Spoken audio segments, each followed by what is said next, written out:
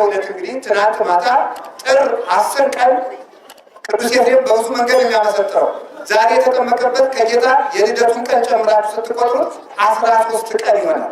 ይህ ምን ማለት ነው? ቅዱስ ኤፍሬም ሲተረጎም 12ቱ የ12 ሐዋርያት ምሳሌ ሲሆኑ 12ቱ ቀናት አንዱ የራሱ ምሳሌ ነው።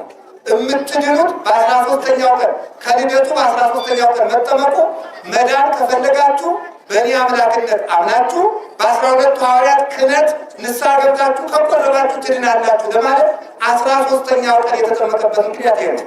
10ኛው ቃል ላይ ጌታችን ኢየሱስ ክርስቶስ ከገሊላ ተነስቶ ወደ ዮርዳኖስ መጣ። ዮሐንስን መጣ አጥምቀኝ ማለት ይችል ነበረ። ነገር ግን አንደኛ ስርዓት ለመስራት፣ ሁለተኛ ደግሞ ግዛት ለማስመለስ የኛ ዕዳ ደብዳቤያችን በዮርዳኖስ ተቀብሮ ስለነበር መጣ ለነገስታት ስርዓት ለማስተማር። አያችሁ ምን ማለት ነው? ክርስቶስ አምላክ ነው። ሂዶ ግን ከባሪያዎች ተጠመቀ። ምን ክቡር ሰው ቢሆኑ ከደካማው ከካህን እጅ ካልተጠመቀ ንስሐ ባለስልጣን ነው፣ ጠቅላይ ሚኒስትር፣ ፕሬዚዳንት ምናምን ብትሆን ከካህን እጅ እዚያች ከቆሳሳይቱ ቄስ ካልተናዘዘ አይድንም ለማለት መድኃኒዓለም ምን አለ? ክቡር አምላክ ሲሆን ከባሪያዎች ተጠመቀ። ለዚህ ነው ኢትዮጵያዊ አባ ጊዮርጊስ ዘጋስጫ አንዲት ንግስት መጥተህ ከቤት ያቁርበኝ እኔ ንግስት ነኝ ብትለው አንቺ ንግስት ብትሆኝ ስጋው ደግሞ ንጉሠ ነገሥት ነው ነበር ያለት ማለት ነው።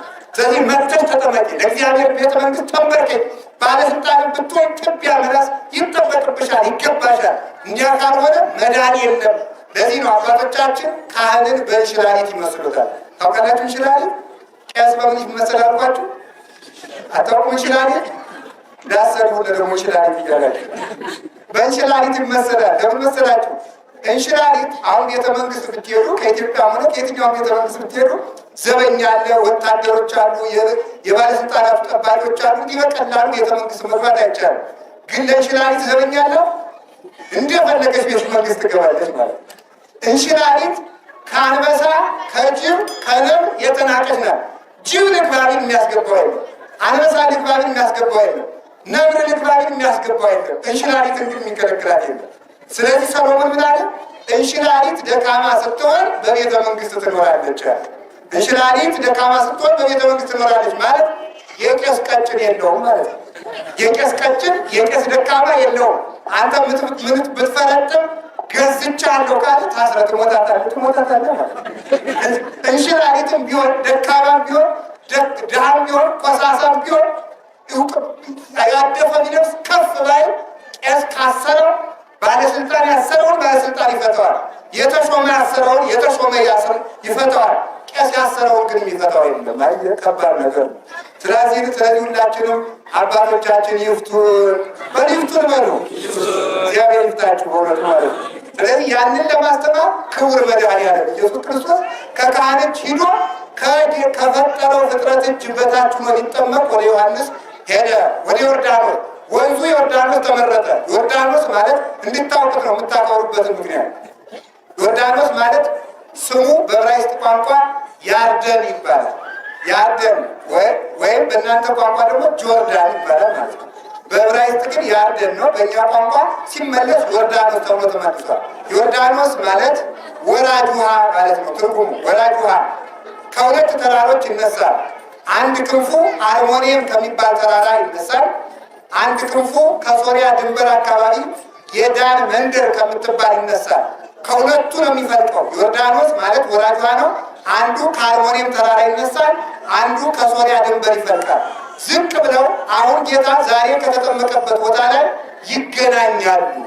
ጌታችን መድኃኒታችን ኢየሱስ ክርስቶስ ትናንትና መጥቶ በ10 መጥቶ ሌሊት መጥቶ ከዮሐንስ እጅ ሰው ሁሉ ተጠምቆ ከሄደ በኋላ ለምን እሱ ከኃጢአት ሊያነጻ ነው እንጂ ኃጢአት ኑሮበት ስላልሆነ ሌሊት 10 ሰዓት ነው የተጠመቀ።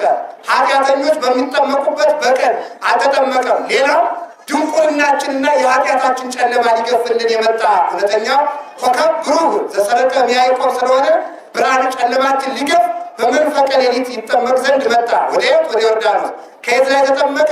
ሁለቱ ምንጮች ከሚገናኙበት ክፍል ላይ። ለምን ስትሉ ዮርዳኖስ መጀመሪያ ተመልከቱ፣ ከሁለቱ ከላይ አንድ መንጭቶ መልሶ ደግሞ ይገናኛል። የማንን ማለት ነው? ሰው፣ ህዝብ፣ አይዛብ ተብሎ ተከፍሎ ነበረ። በኢየሱስ ክርስቶስ መወለድ ሕዝብና አሕዛብ አንድ ርስት፣ አንድ መንግስተ ሰማያት፣ አንድ ርስት አላቸው። መንግስተ ሰማያት አንድ ሀገር አላቸው። ሰማይ አንድ እንጀራ ይበላሉ።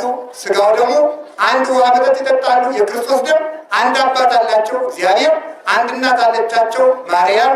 ቤተ ክርስቲያን አንድ ዘመድ አላቸው መላእክት፣ የመላእክት ማህበር። ይህን ለማስረዳት ሁለቱ ከሚገናኙበት ከመገናኛው ላይ የተጠመቀ ኢየሱስ ክርስቶስ ስለዚህ ነው። ዛሬ የአንድነት ቀናችን ነው፣ የተዋሕዶ ቀናችን ነው። ዮርዳኖስ ከአርሞኒየምና ከሁለቱ ምንጮች እንደመነጨ ጌታችን ኢየሱስ ክርስቶስ ሁለት ልደት አለው። አንድ ልደት ዓለም ሳይፈጠር ከአባቱ፣ ሁለት ልደት ዓለም ከተፈጠረ በኋላ ከእናቱ። ዮርዳኖስ ግን በኋላ ሁለት አይደለም አንድ ነው። ክርስቶስ በሰማይ ከአብ ስለተወለደ በምድር ከድንግል ስለተወለደ ሁለት ልደት አለው እንጂ ሁለት ክርስቶስ ግን አይደለም፣ አንድ ክርስቶስ ነው። ያንን ለማስረዳት ዮርዳኖስ ላይ ተጠመቀ። ሕዝብና አሕዛብን ማስታረቁም ነፍስና ስጋን ማስታረቁም ሲያስረዳ ነው። ይህ ዮርዳኖስ የሚባል ወንዝ በአብርሃም ዘመን አስቀድሞ ኦሪት ዘፍጥረት ምዕራፍ 13 ላይ እንደምታነቡት አብርሃም የሚባል አባታችን ጻድቁ አብርሃም ተነስቶ ዮርዳኖስን ተሻግሮ 5 ነገስታትን 318 ሰው ይዞ ተዋግቶ መጥቷል። ለምን? ዮርዳኖስን ስለተሻገረ። ልብ በሉ፣ ዮርዳኖስን ተሻግሮ 5 ነገስታትን የኮሎዶ ጎሞር ነገስታት ይባላሉ። 5 ነገስታት ከነሰራዊታቸው 318 የያዘውን አብርሃምን ገጠሙት። እሱም ድል ነስቷቸው ተመለሰ። በምን? በዮርዳኖስ ምክንያት። ከዮርዳኖስ ተሻግሮ ስለሄደ። ይህ ማለት መስላችሁ 5ቱ ነገስታት የተባሉ አጋንንትና ሰራዊቱ ናቸው። አብርሃም ዮርዳኖስን ተሻግሮ ያሸነፋቸው በክርስቶስ ስም የተጠመቁ ክርስቲያኖች። ዮርዳኖስ የጥምቀት ምሳሌ ነው። አብርሃምና ቤተሰቡ የክርስቲያኖች ምሳሌ ነው። ክርስቲያኖች በጥምቀት ያገኙትን ጸጋ ካላቆሸሹት በስተቀር፣ ካልጎሰቆሉ፣ በርኩሰት ካልተያዙ በስተቀር ማንኛውንም ውጊያ ያሸንፋል። ቤተ ክርስቲያን ውስጥ ያለ ሰው ክርስቲያን እንኳንስ መሳሪያ የታጠቀ፣ እንኳን ጦር የነቀነቀ፣ እንኳን ጋሻ ዘገር የነቀነቀ፣ እንኳን ዝናር የታጠቀ አጋንንትን እንኳን የምናሸንፍበት ስልጣን አለን። ያንን የሰጠን በጥምቀት ነው። እውነቴን ልንገራችሁ፣ ዛሬም እርግጠኛ ሆኜ በኢየሱስ ክርስቶስ በመታመን እነግራችኋለሁ። እውነቴን ልንገራችሁ፣ የያዝነውን በ40 ቀን በ80 ቀን የለበስነውን ልብሰ ጥምቀታችን በኃጢአት ካላሳደፍነው ኢትዮጵያንና ጎንደርን ማንም የሚነካት የለም። ያ የሚሆነው ምን ከሆነ ነው? 318ቱ የአብርሃም ወታደሮች እንደማን መሰላችሁ? 3 ምዕት ናቸው። አያችሁ፣ 318ቱ ሊቃውንት የጎንደር 3 ምዕት የሉም አሉ አንዱ 318ቱ ሊቃውንት አብርሃም እንዲህ የአምስት መንግስት ሰራዊት በ318 ተገጥሞ ይሸነፋል። ግን ምን ማለት ነው? የእኛ ወታደሮች የእኛ ሰራዊት 318 ሊቃውንት ናቸው። ናምን ባህዱ አምላክ እግዚአብሔር አብ ገባሬ ሁሉ ገባሬ ሰማያት ወምድር ወናምን ባህዱ ኢየሱስ ክርስቶስ ወልዶ አይደል ዛሬም ቅድመ ይፈጠር ዓለም ወናምን በመንፈስ ቅዱስ ብለው ይሄንን ዝናር ያስታጠቁን የሃይማኖት ዘገር እንድንነቀንቅ የሃይማኖት ጋሻ እንድናነቃ ያስታጠቁን 318 ሊቃውንት ናቸው። ዮርዳኖስን ከተሻገርን ከተጠመቅን 300 ሰራዊት ከያዝን 318ቱ ሊቃውንት የሰሩልንን ስርዓት ያስተማሩልን ሃይማኖት ከጠበቅን ማንም ዝንባችን እሺ የሚላት የለም። እውነቴን ነው። አምላከ ቅዱሳን ከእኛ ጋር ይሁን። ስለዚህ ክርስቶስ ዛሬ ተመልከቱ፣ የማሸነፍ ስልጣን ሲሰጠን አብርሃም ባሸነፈበት በማን ተጠመቀ? በዮርዳኖስ ተጠመቀ። ዛሬ ቅድም እንደነገርኳችሁ የአንድነት ቀናችን በሉ ዛሬ ቅድም እንደነገርኳችሁ የማሸነፍ ቀናችን በሉ የምን ቀናችን ነው? የማሸነፍ ቀናችን ነው። ምንም አይነት ቢሆን ተጠምቀን ድል እንነሳዋለን። ሶስተኛ ደግሞ በዚህ ቦታ ላይ አብርሃም አሸንፎ ሲመለስ ዮርዳኖስን ሸገር ሲል መልከ ጼዴቅ የሚባል ካህን አገኘ። ከዚያ በኋላ ተመልከቱ፣ ህብስተ አኮቴት ጽዋ በረከት ይዞ አብርሃምን ከጦርነት ሰምቶ የመጣ የተራበ አይደለም። ባርኮ ህብስቱን ወይም ባርኮ አበላው። አብርሃም ብላ፣ 5 ነገስታትን ያሸነፍክ ጀግና አንተ ያልበላ ማን ትበላለህ? ብላ ብሎ ባርኮ አበላው። ምስጢር ግን አለው። አያችሁ፣ ዮርዳኖስን ተሻግሮ በላ ሲባል እንዳትሩ። ዮርዳኖስን ተሻግሮ አብርሃም ጠገበ፣ አብርሃም ጠጣ፣ ረካ። ምን ማለት ነው? ተጠምቀን ምን ማለት ነው? ጌታ እዚህ ውሃ የተጠመቀ አብርሃም ዮርዳኖስን ተሻግሮ በላ ጠጣ አልኳችሁ። እኛ እሳ ደግሞ ዛሬ ተጠምቀን ምን አድርገናላችሁ? ዛሬም ደግሞ ጌታ ሰው ታጥቦ እንደሚበላ ሰው እጁን ካስታጠው ለሰው ቤት ነው ታጠቡ ካሏችሁ ማዕድ ሊቀርብ ነው ማለት ነው። ስለዚህ ደግሞ አብርሃም ዮርዳኖስን መታጠቡ መሻገር እንደ እጅ መታጠብ ሸገር ሲል መልከጼዴቅን አገኘውና ባርኮ አበላው። እኛም መጠመቃችን የነፍስ ልፋችን ለማስወገድ አብርሃም ተሻግሮ እንደበላ እኛም ተጠምቀን ክርስቶስን በላን። እኛም ተጠምቀን ክርስቶስን ጠጣን። ዛሬ የምን ቀናችን ነው ካላችሁ የጥጋብ ቀናችን በሁላችሁ የረካንበት ቀናችን። ስለዚህ ዛሬ ደግሞ የመብል የመጠጥ ቀናችን ነው። በዚህ ወንዝ ላይ ጌታ በዮርዳኖስ የተጠመቀው በዚህ ወንዝ ላይ ኢዮብ መከራውን ከ12 ዓመት በላይ በቁስል ሲንገበገብ ከቆየ በኋላ ትኖቹ ከሰውነቱ ሲረግፉ እርግፍ ሲሉ ኑ እንጂ እግዚአብሔር የሰጣችሁን ጸጋ ጥላችሁ የተሩ እያለ ትኖችን እየለቀመ ከቁስሉ ላይ ያስቀምጣቸው ነበር። እንዲህ አለው ኢዮብ ታጥቦ ቁስሉ የረገፈለት ቁስሉ የተፈወሰለት በዮርዳኖስ ታጥቦ ነውና ጌታም በዚህ ውሃ የተጠመቀ ዛሬ ቁስላችን የተፈወሰበት ቀን ነው። በሁላችሁ እግዚአብሔር የሁላችንን ቁስል ይፈውሳል። ስለዚህ ቁስላ ኃጢአታችሁን ኢዮብን እግዚአብሔር በደመና ላይ ተገለጠና ሂድ በዮርዳኖስ ታጠብ ይረግፍልሃል አለው።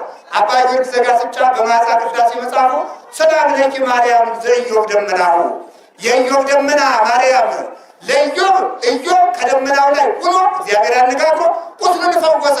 ለእኛ ደመናችን ደግሞ አንቺ ነሽ። በአንቺ ተገልጦ እውነተኛው ጠለ ምሕረት ክርስቶስ ከአንቺ ዘንቦልን ቁስላችን ረገፈልን፣ ጥማችን ተቆረጠልን፣ ረሃባችን ተወገደልን። ኦመሶ ቤተልሔማዊት አንቺ በእውነት የሕይወት እንጀራ ያፈራሽልን የእውነተኛይቱ የቤተልሔም መሶብ ለአንቺ ምስጋና ይገባል። እሷን የፈጠረልን እግዚአብሔር ይመስገን። በዚሁም ላይ ከቃሉ ጋር ናችሁ። እዚሁ ዮርዳኖስ ላይ አልሸሸውም። እዚሁ ዮርዳኖስ ላይ ታላቁ ነቢይ ኤልያስ ዮርዳኖስን ተሻግሮ ነው ከሞት የተሰወረ። እኔ ልብ ብላችሁ ስሙኝ። ዮርዳኖስን ተሻግሮ ከሞት ተሰወረ። ዛሬ የዘፈን ባል እንዳይመስላችሁ ዳትቆጡ ብዬ ነው እንጂ እንደው ቅጡ ልሰድባችሁ ነበር ማለት ነው። ስሰሩ የጥምቀት እየመጣ እየዘፈንክ እያልክ የምትሰርቅ እንዳይመስሉ እሺ። ግን እየነቀባችሁ አይደለም። መዝፈን ማቆም አለባችሁ። እኔ ጎንደር በዘፈን መታወቅ የለባትም። እኔ አፍራለሁ ማለት ጎንደር በማየት በልልታ በቅድስና ነው እንጂ በዝሙት በጭፈራ በድንቂያ አትታወቅም። ጎንደር የመላእክት ከተማ ነው። የጎንደር እንኳን አፈሩ ነፋሱ ቅዱስ ነው። ማምላክ እንደው ማታ ምሽት አንድ ሰዓት ወጣችሁ እንደው ብታሸቱት መዓዛ አለው። ነፋሱ መዓዛ አለው። አፈሩም ቅዱስ ነው። የሰማዕታት ደም ተገብሮበታል። ቃል እግዚአብሔር ተንቆርቁሮበታል። እንዲሁ ሌላ ቦታ እኮ ከርማችሁ ጎንደር ገባ ብትሉ ገና ስትከቡ ምናምንቴ ሁሉ እርግፍ ነው የሚላል። አሁንም ይሄን ምናምንቴ እርግፍ ያድርግልን። አንድም ምናምንቴ አያስገባብን። እግዚአብሔር ጎንደርን በመስቀል አጥሮ ይጠብቅልን። ኢትዮጵያን በብርሃን መስቀል አጥሮ ይጠብቅልን።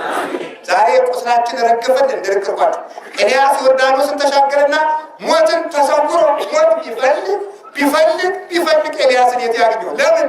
ዮርዳኖስን ተሻግሮ ተሰወረ። በሉቱላችሁ ዮርዳኖስን ተሻግሮ ኤልያስ ተሰወረ። እኛም ጥምቀትን ተሻግረን ነው ከሞት እንሰወራለን። አይነ ሞት ይሰውራችሁ። ዛሬ ከሞት አይን የተሰወርንበት ቀን ነው ታዲያ። ምክንያቱም ክርስቶስ ኤልያስ ከተሰወረበት ላይ ተጠምቋልና። እግዚአብሔር በዚህ ውሃ ላይ ቀድሞ እስራኤልን ሙሴ በሰባት ደመና ይመራቸው ነበረ። ቅዱስ ኤፍሬም እንደተረጎመ በእንተ ጥምቀት ድርሳኑ ላይ እንደተረጎመ እስራኤልን ይመራቸው የነበረ ደመና ክርስቲያኖችን የሚጠብቃቸው መንፈስ ቅዱስ ነው ይላል። ከተጠመቅን በኋላ ሁላችሁም ጠባቂያችሁ መንፈስ ቅዱስ ነው። ኢያሱ እስራኤልን ከሙሴ ተረክቦ ሲያሻግር እንዲያደርገ ካህናት ታቦትን ያዙ፣ ግቡ ወደ ባህሩ። እስራኤል ደግሞ አንዳንድ ድንጋይ ተሸከሙና ወደ ባህሩ ግቡ አለ። ሲያት ያገልካችሁ ማለት ወንዝ ሲሻገሩ ሸክም አቅርበው ሸክም አቅርበው ነው። ኢያሱ ግን እንዲህ አለ፣ በሉ ካህናት ታቦት ይዛችሁ ወደ ባህር ግቡ፣ ህዝቡ ደግሞ አንዳንድ ድንጋይ ያዙና ግቡ አላቸው። አሁን አንዳንድ ድንጋይ ያዙና የሞላው እንሻገር ብላችኋል። ገቡ። አንዳንድ ድንጋይ ይዘው ገቡ፣ ተሻገሩ። ካህናት ከባህሩ መካከል ሲቆሙ ባህር ተከፈለላቸው። እላይ ታቦተ ጽዮን ይዘዋል፣ እላይ ደግሞ በትከሻቸው አንዳንድ ድንጋይ ይዘዋል። ቤተ ክርስቲያን ውስጥ ድንጋይ ትርጉም አለው። ምን መሰላችሁ? ይወዳችሁ ያ ኢያሱ የክርስቶስ ምሳሌ ነው። ኢያሱ የተባለ ክርስቶስ ነው። ካህናት ናቸው። የአዲስ ኪዳን ካህናት ናቸው። እነዚህ ታቦቱን የተሸከሙት መስቀሉን የያዙ ጽናውን የያዙ እነዚህ ናቸው። ታዲያ ተመልከቱ፣ እነሱ ሲገቡ ባህር እንደተከፈለ ይቺ ታቦተ ጽዮን ደግሞ ይቺ ታቦት የተሸከሟት ታቦት የእመቤታችን ምሳሌ ነው። ጥምቀት ክርስቶስ ከድንግል በመወለዱ ምክንያት ስለመጣልን ነው። አንዳንድ ድንጋይ ተሸከሙ አላቸው። ድንጋዮቹ ሲቆጠሩ 12 ሆኑ። በ12ቱ ሐዋርያት አምናችሁ ተጠመቁ ማለት ነው። አንዳንድ መጽሐፈ ኢያሱ ምዕራፍ 4 ላይ ያለላችሁ ያንን ድንጋይ ተሸክመው ተሻገሩ። ድንጋዩን እንጣለው አሉት። እስኪ እንጣለው እንዳትሉት። ለምን ሲሉት ኋላ ርስት ከገባችሁ በኋላ ልጆቻችሁ እነዚህ ድንጋዮች ምንድን ናቸው ሲሏችሁ እግዚአብሔር እንዳሻገረን ምስክሮች ናቸው በሏል። እስቲ በሉ እግዚአብሔር እንዳሻገረን ነው። ምኖች ናቸው? እንግዲህ ዛሬ ከጥምቀት በኋላ ታቦት ምንድን ነው? ኢየሱስ ብቻ ነው እንጂ ታቦት ምንድን ነው? ጽላት ምንድን ነው? መስቀል ምንድን ነው? ጥላ ምንድን ነው? ጭራ ምንድን ነው? ካባው ላንቃው ምንድን ነው? ሻሹ፣ ቆቡ፣ መጠምጠሚያው፣ ነጩ ነጠላ፣ የእናቶች ቀሚስ ምንድን ነው ቢሏችሁ እግዚአብሔር እንዳሻገረን ምስክር ነው በሉላችሁ። እንዳሻገረን ምንድን ነው? ምስክር ነው። ታቦቱ፣ ጽላቱ፣ እምነቱ፣ የቤተክርስቲያኑ ጉልላት፣ ግድግዳው እግዚአብሔር ገሃነመ እሳትን እንዳሻገረን ምስክር ነው። ጌታችን ከዚያ የተጠመቀበት ምክንያት እዚያ ነው። ከዚያ በኋላ ተመልከቱ፣ የኤልያስ ደቀ መዝሙር ኤልሳም ደግሞ 7 ጊዜ ንዕማን የሚባል ቁስለኛ የሚመጣበት 7 ጊዜ ዮርዳኖስ ተጠመቅና ተመላሰ። 7 ጊዜ ዝፍቅ ወጣ ዝፍቅ እያልክ 7 ጊዜ ተጠመቅና ትድናለህ አለው። 7 ጊዜ ቢጠመቅ ዳነ። ይህ ማለት ነው በክርስቶስ ስም ተጠምቀ 7ቱን ምስጢራተ ቤተክርስቲያን ስትፈጽም ትድናለህ ማለት 7ቱ። ስለዚህ እስቲ ምስጢራትን በመፈጸም በሉ ምን ትላለህ? ይኸውላችሁ አሁን ዛሬ ጥምቀት እያከበራችሁ ነው። አሁን በዚህ ወቅት እውነቴን ነው ማምላክን የወጣቶችን ደስታ ሁሉ ሳይ ግርም ምን የሚለኝ አንጣቢዎች የሁልጊዜም የጎንደር ጥምቀት ሳስብ ሁልጊዜ ትዝ የሚለኝ የሚያለጥፉት ልጆች ናቸው በእውነት ማለት ነው። የእነሱን ሩብ እንኳን እኔ ስራ እንደሌለኝ ነው የማምነው በእውነት ማለት ነው። ላባቸው እየተጠመቀ ችግሩ ግን አንዳለ ማታ ሄዳችሁ ስትዘፍኑ ማለት ማታ ሄዳችሁ ስትጠጡ ስትሰፍኑ ማለት ደግሞ የእኛ ሰፈር ወጣት እያለ መደባደብ ይህ ፉርሽ ነው ማምላክ ይህ የማይረባ ስራ ነው። ስለዚህ ከዚህ በኋላ እንዳከበራችሁ እንዳነጠፋችሁ መቁረብ አለባችሁ፣ ማስቀደስ አለባችሁ። ለምን ጦማችሁን ታድራል? የንጉሥ ልጅ እኮ ናችሁ እናንተ እመቤቴ። እዚህ እኮ ትልቅ ቤተ መንግስት አለ፣ ድግስ ሞልቷል፣ ስጋ አለ። ክርስቶስ እውነተኛው በግ እየታረደላችሁ እውነተኛው ወይን እየተቀዳላችሁ ነው። ለብሳችሁ አስቀድሳችሁ መጥታችሁ ዓመት እስከ ዓመት የቤተ ክርስቲያን ልጅ ናችሁ ለመዝለቅ ያውቃችሁ።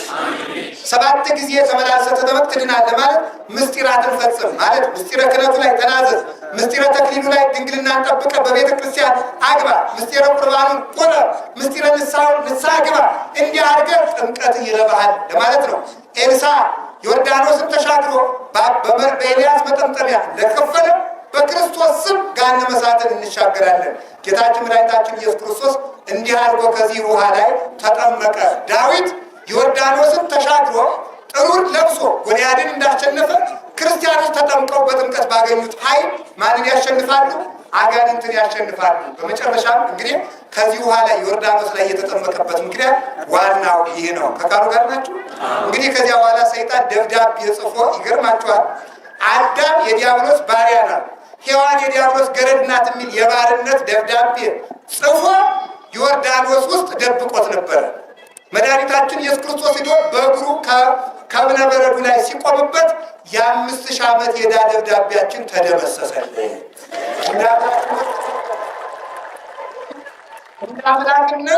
እንደ አምላክነቱ አቅልጦ እንደ ሰውነቱ ረግጦ የ5000 ዓመት ዕዳችን አለቀ። 2 ዕዳ ነበረብን። አንዱ የዕዳ ደብዳቤ በዮርዳኖስ፣ አንዱ የዕዳ ደብዳቤ በሲኦል ተጥሎ ነበረ። በዮርዳኖስ የተቀበለውን ሲጠመቅ አጠፋልን። በሲኦል የተቀበለውን በዕለተ ዓርብ አስወገደልን። ዛሬ የነጻነት ቀናችን ነው። ነጻነታችን የሰጠን መድኃኔዓለም ክብር ምስጋና ይግባው። ዛሬ የሁላችሁም የነጻነት ቀናችሁ ነው። እግዚአብሔር ከኃጢአት ባርነት ያወጣችሁ። ዋናው ነጻነታችን ከኃጢአት ዕዳ እንግዲህ እውነተኛውን ደረሰኝ ይዘናል። ዕዳችን ተሰርዟል። ደረሰኛችን የክርስቶስ ሥጋና ደም ነው። በዚህ ማህተም እውነተኛውን ዕዳችን ከደመሰሰ በኋላ ከዕዳ ነጻ ለመሆናችን የማህተሙ ደብዳቤ ከንፈራችን ነው።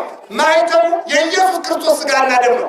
ይሄንን ማኅተም እያነበበ ጠላታችን ዲያብሎስ እኛን መያዝ አይቻለውም። ስለዚህ መስቀል ትሳ ተቀጥቀጠ ወንነሰ ድኅነ ወጥመድ ተሰበረ፣ እኛም አመለጥን። እንድናመልጥ የረዳን እግዚአብሔር ይመስገን። በዚያ እንግዲህ ጌታችን ኢየሱስ ክርስቶስ ጨርሻለሁ። ዮሐንስ እጁን ጭኖ አጠመቀው። ልብ ብላችሁ ስማ። በሞት የቅዱስ ጎርጎርዮስ እንዲህ አለ። ዮሐንስ ምን ብሎ ነበር? የጫማውን ማሰሪያ ልፈታ አይገባኝም ቢል የለም እንኳን ጫማዬ ና ራሴን ጫንብኝ አለው። አያችሁ ትሕትና ይላል ጎርጎርዮስ። እግሩን መንካታችንም ቢለው ራሴን ንካለው።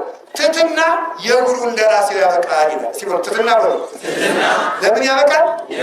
አሁን ሁላችሁም የጠረጋችሁት ቤተክርስቲያን ያጸዳችሁት ያነጠፋችሁት የሁሉን ነገር ያደረጋችሁት ለእናንተ እንደ ጫማ መጥረግ ቢቆጠርም ለክርስቶስ ግን ራስ መንካት ነውና አገልግሎታችሁን ይቀበላችሁ።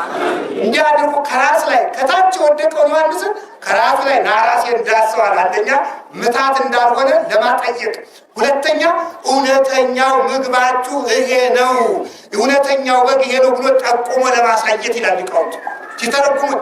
በጉ ይሄ ነው፣ መዳኛችሁ ይሄ ነው፣ ልብሳችሁ ይሄ ነው፣ መጠጣችሁ ይሄ ነው ለማለት እጁን ዳሰሰና አጠመቀው። ዛሬ ሲጠመቅ ክርስቶስ እውነት በእውነቱ ከውሃው መካከል ገብቶ ልብሱን እንደ ሰው አድርጎ አውልቆ ተጠምቋል ይላል። ለምን ሲባል ያን ልብስ ክርስቲያኖች እንዲለብሱት ነው። እነማን እንዲለብሱት ነው? ዛሬ ክርስቲያኖች የክርስቶስን ልብስ የለበሱበት ቀን ነው። እርቃናችን የከደነልን መድኃኒዓለም ክብር ምስጋና ይግባው። እዚያዋታ ባሕር ደነገጠች። እንዴት አድርጌ ይህንን መለኮት እችላለሁ ብላ መለኮቱ ጨነቃት። ነድ ለማየ ባሕር ከበቦ እሳተ መለኮት አጠራት፣ ነደደች። ሸሻ እላለሁ ስትል ስትሸሽም የምትሸሽ ደግሞ ወደ እሱ ፊት ነው። ምክንያቱም እዚያ ባሉ እሱ ነው ያለ። እዚያ በኋላ ማይኒ ሀቤ ሀቡር ጸበቦ ውሃውም የሚሄድበት ጠፋው። ጭንቅ አለ፣ ዘለለች፣ አመሰገነች። ቀላይ ለቀላይ ተጽፎ በዮርዳኖስ እና ባሕረ ኤርትራ አብረው ተጫወቱ ይላሉ ሊቃውንቱ። እንዲሁም ምን ትላለች ባሕረ ኤርትራ? ዮርዳኖስ እኔን ቀድሞ ሙሴን እንደው ከፍሎኝ ነበር፣ አንቺን ክርስቶስ እንዴት አረገሽ ብላ ጠየቀቻት። አዘለለኝ፣ አጠረኝ፣ አፈላኝ እንጂ ብላ ተናገረኝ። ተራሮች ኮረብቶች ሁሉ ደስ አላቸው ማለት ነቢያት ሐዋርያት ፍጹም ደስታ አደረጉ። ዛሬ እድፋችን ተወገደ፣ ዛሬ እርቃናችን ተከደነ፣ ዛሬ ሰማይና ምድርን ክርስቶስ እንደገና ሰራቸው። የተዳፈነው ምስጢር ተገለጠልን፣ ሰማይም ተከፈተ፣ አምላካችን አወቅነው። የኃጢአታችን ሞራ ተገፈፈና ምስጢረ ሥላሴን አወቅን። ወናሁ ተለወለቱ ሰማይ ተከፈተ አለት የእግዚአብሔር የቸርነቱ ደጅ ተከፈተልን። ዛሬ ይገርማችኋል። ዘማዊን ብትሆኑ፣ ሲጋራ ስታጨሱ የቆያችሁ ብትሆኑ፣ ነፍስ የገደላችሁ ብትኖሩ፣ ጠንቋይ የነበራችሁ ብትኖሩ ዛሬ ሰማይ ተከፍቶላችኋልና ግቡ። በሩን የከፈተልን እግዚአብሔር ክብር ምስጋና ይግባው። ስብሐት ለእግዚአብሔር ወለወላዲቱ ድንግል ወለመስቀሉ